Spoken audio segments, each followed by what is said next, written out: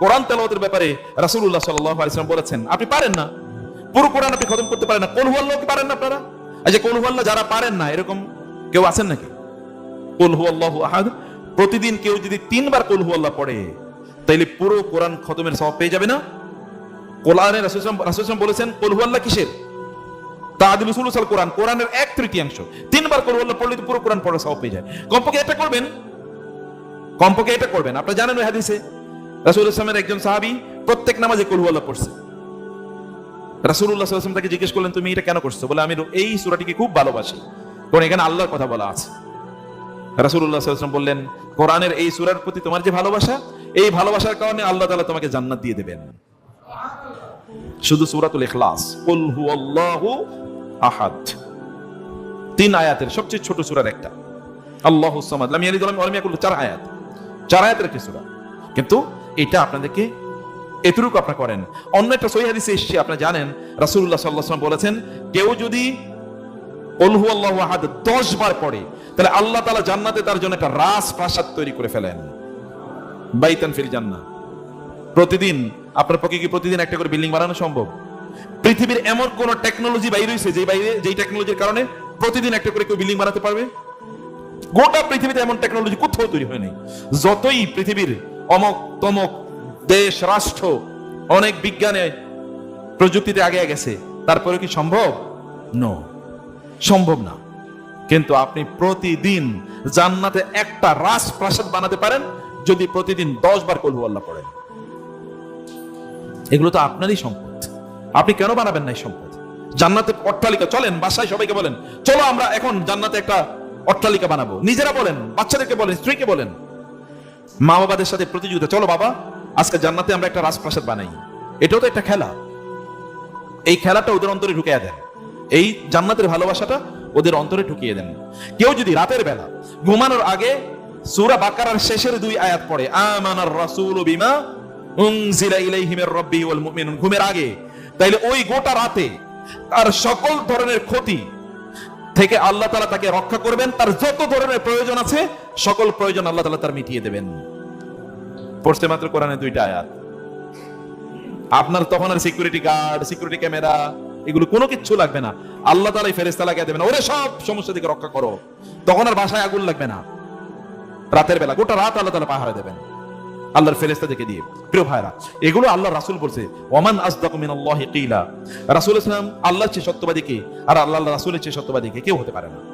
এরপরে ঘুমের আগে আপনি যদি আয়াতুল কুরসি পড়েন, আপনি জানেন আয়াতুল কুরসি জানেন তো আপনারা সবাই? আয়াতুল কুরসি কোনটা? আল্লাহু লা ইলাহা ইল্লা হুয়াল হাইয়ুল কাইয়ুম। যদি না পারেন, এগেইন আজকে ইউটিউব থেকে 50 বার শুনবেন এবং শোনার পরে দেখেন মুখস্থ হয়ে যাবে। আল্লাহু লা ইলাহা ইল্লা হুয়াল হাইয়ুল কাইয়ুম। এটা যদি কেউ ঘুমের আগে, ঘুমানো যাওয়ার আগে, মোবাইল, আল্লাহর কসম আপনাদেরকে বলছি, ঘুমের আগে মোবাইল যদি বন্ধ না করেন, তাহলে এই ইবাদত কোনোদিন করতে পারবেন না। দূরে রাখেন। আমি ইদানিং এটা করছি, মোবাইল দূরে রাখতেছি, কোথায় আছে আমি খবর রাখি না। ঘুমের আগে যাও, ওটা তুমি দূরে থাকো। আপনি ঘুমের আগে বন্ধ করে রাখবেন, ডাটা অফ, দূরে রাখেন মোবাইলটা, ধরার দরকার নেই, আর কারোর ফোন ধরার দরকার নেই। তখন আপনি এই আমলগুলো করেন, আয়াতুল কুরসি পড়েন। যদি না পড়তে পারেন তাহলে কমপক্ষে শুনেন। যদি তা করেন তাহলে আল্লাহ তাআলা আপনার শিয়রের পাশে, আপনার নেই এই যে বালিশের মাথার পাশে একজন ফেরেশতা দাঁড়া করে রাখবেন, যেন গোটা রাত এই ফেরেশতা আপনাকে পাহারা দেয়। কেউ যেন আপনার ক্ষতি না করতে পারে, শয়তান যেন আপনার ক্ষতি না করতে পারে, গোটা রাত পাহারা দেয়। অনেকে খুবই খারাপ বাজে স্বপ্ন দেখেন রাতে। তো বাজে স্বপ্ন দেখবেন না কেন? আপনি কেন এটা করেন না? এটা কেন করেন না? অনেকে বলে আমার জিনে এসে রাতে ধরে। কেন জিনে ধরবেন? আপনি কি আয়াত পড়ে শুইছেন? আল্লাহ রাসূল সাল্লাল্লাহু আলাইহি ওয়াসাল্লাম আপনাকে বলেছেন যেগুলো যদি কেউ করে তাইলে তার এই রাত তাকে পাহারা দেবে। ওই আপনাদের আবু হুরায়রা রাদিয়াল্লাহু তাআলা একটা হাদিস শুনেছেন না? শয়তান চুরি করতে আসছিল এবং তৃতীয়বার এসে বলছে, তোমার একটা ভালো জিনিস শিখিয়ে দিয়ে যাই। এবং সে শয়তানই শিখাইতেছে আয়াতুল কুরসি পড়ার জন্য। কোরআনের শ্রেষ্ঠতম আয়াত, আযমু আয়াতিন ফিল কোরআন। রাসূল সাল্লাল্লাহু আলাইহি ওয়াসাল্লাম বলেছেন কোরআনের সবচেয়ে মহান আয়াতটি, সবচেয়ে মহান আয়াত কোনটা? আয়াতুল কুরসি। কারণ আল্লাহর ব্যাপারে এখানে কথা।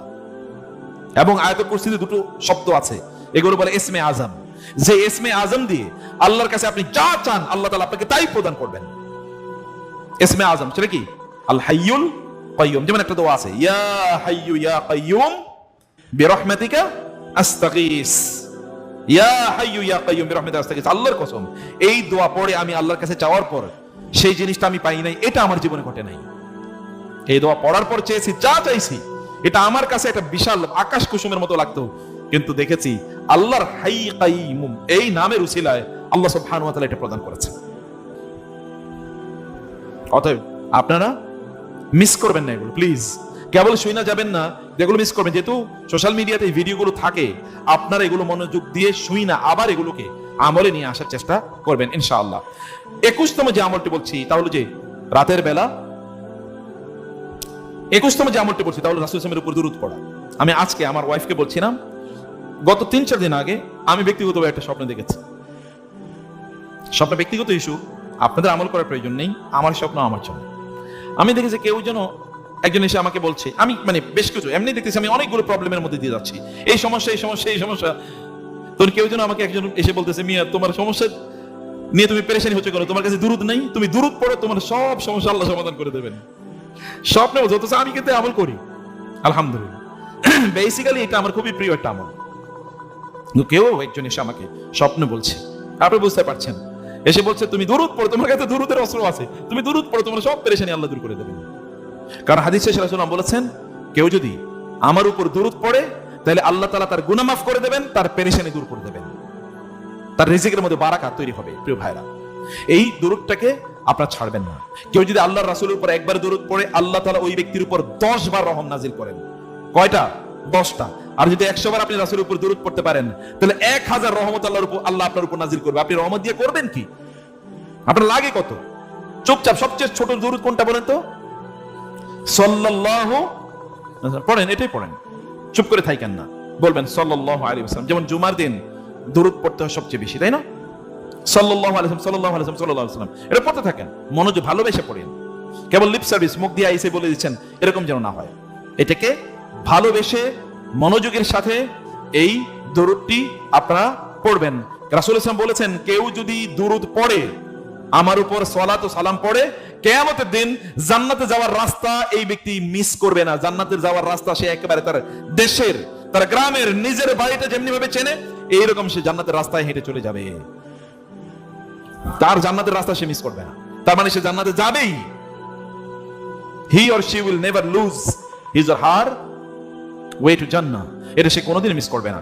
আর এরকম অসংখ্য বর্ণনা আছে যেখানে রাসূলুল্লাহ সাল্লাল্লাহু আলাইহি ওয়াসাল্লাম এর উপর দুরূদ পড়লে আমরা কি কি সওয়াব বা ফজিলত পেতে পারি, সেই বিষয়গুলো আলোচনা আছে। প্রিয় ভাইরা, আমাদের দোয়াগুলো কেমন কবুল হয় না? অনেকে আমাদেরকে বলেন প্রচুর দোয়া করি কিন্তু দোয়া কবুল হয় না। দোয়া কবুল না হওয়ার তো কারণ আছে। তাহলে দোয়া কবুল হতে হলে অবশ্যই রাসূলুল্লাহ সাল্লাল্লাহু আলাইহি ওয়াসাল্লামের উপর দরুদ পড়তেই হবে, আদারওয়াইজ আপনার দোয়া কবুল হবে না। এবং সর্বশেষ একটা আমল বলে আমি 40টি আমলের কথা আপনাদেরকে বলতে চাইছিলাম, কিন্তু আমলগুলো সব বলতে পারলাম না, বাকিগুলো অন্য কোনো দিন বলবো।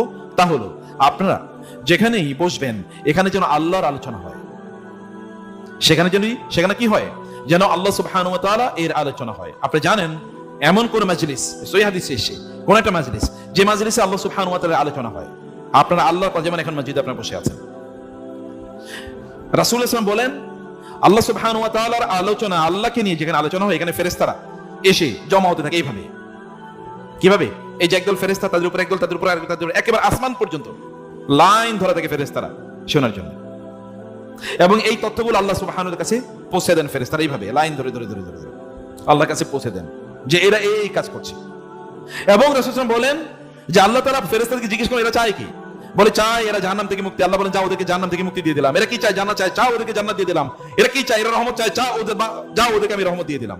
এর মধ্যে হঠাৎ করে কিছু লোক এখানে এসে বসবে, আল্লাহ বলবেন ঠিক আছে এদের সবাইকে দিয়ে দিলাম। বলে আল্লাহ ওরা তো এখানে বসার জন্য আসেনি, ওরা পাশে দিয়ে যাচ্ছিল, হঠাৎ কৌতূহল হলো যে আচ্ছা কি হয় এখানে, একটু বসি তো। তখন তারা বসে, আপনি তাদেরকেও মাফ করে দেবেন, তাদেরকেও জান্নাত দেবেন, তাদের গুনাহ মাফ করে দেবেন। বলে এই লোকরা যারা আমার কথা তখন বলছিল, এরা আমার কাছে প্রচন্ড সম্মানিত। এই সম্মানিত লোকদের কাছে এসে কেউ যদি বসে, তাহলে তারাও তাদের ছোঁয়ায় সম্মানিত হয়ে যায়। অতএব ওরাও একই সমান মর্যাদা এবং সম্মানের অধিকারী হবে। যদি একজন আগন্তুক যে উদ্দেশ্যে আসে নাই তার মর্যাদা এমন হয়, তাহলে যারা আছে তাদের মর্যাদা কেমন হতে পারে?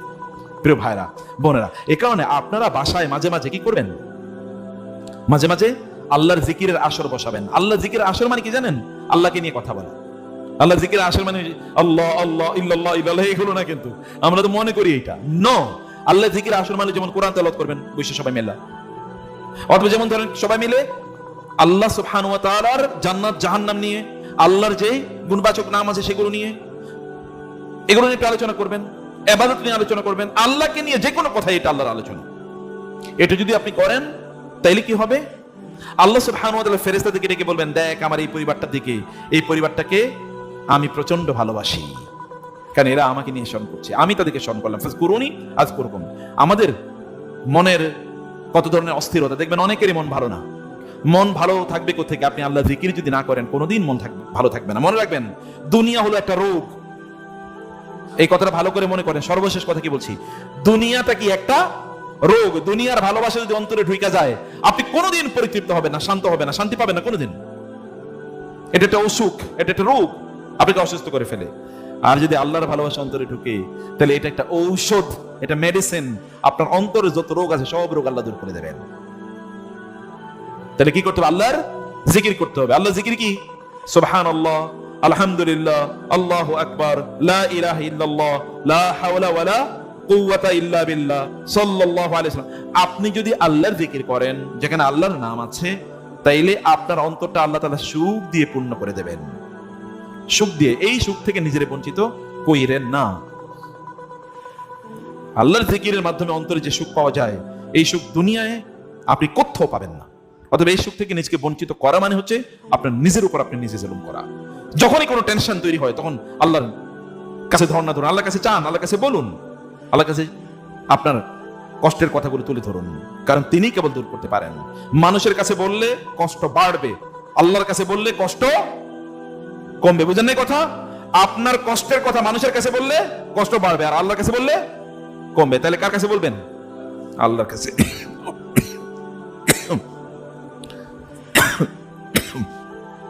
আল্লাহ সুবহানাহু ওয়া তাআলা তাকে স্মরণ করা এবং তার প্রিয় ইবাদতগুলো যেন আমরা করতে পারি, সেই তৌফিক আমাদেরকে দান করুন। আল্লাহুম্মা আমিন।